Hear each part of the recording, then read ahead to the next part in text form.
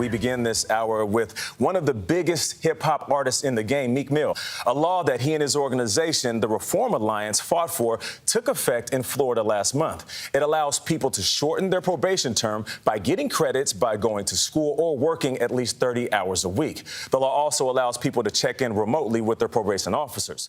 Mill was So there's a real problem with our probation system, how big it is, how bureaucratic it is, and what we saw were real solutions that were put on the table, conversations that happened across the board with unlikely allies everywhere in the state, and ultimately that momentum led to 100% support on one side, 100% support on the other side, and a signature by the governor. It allows these probationers to report in with their probation officer virtually via Zoom or whatever other platform the Department of Corrections has.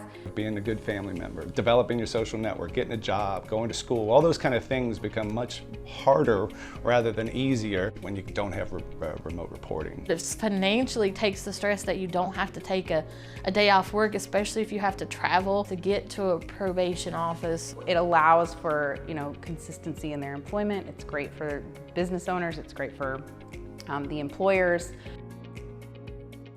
So the workforce achievement credits basically create a system in which if you meet a certain criteria in terms of how much work you're doing, you can get 30 days off of your probation. And trust me, as somebody who's been on probation, every single hour, every single day matters. You need a job anyways to survive, right? So if I can, work, get paid from working and get credit to get off probation early, guess what, I'm working. I might get 2 jobs. For every education course that you complete, that's 60 days off your probation. Whether it be college courses or vocational, all of those things will give them some credit toward their probation served. The studies show, again, that people with stable employment and these forms of education are less likely to get in trouble again.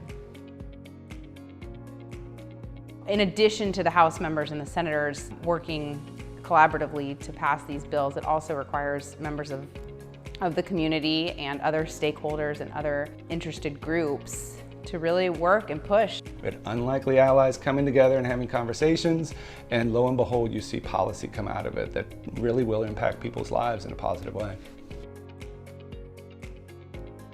Rewarding people for doing the right thing is an incentive for them to do more right. I can't help but have a positive impact. Right now, our probation system has a lot of challenges, and this is a great step to ultimately fix that system so that people can truly re-enter the community and prosper. And when people prosper, when they re-enter the community, everybody benefits.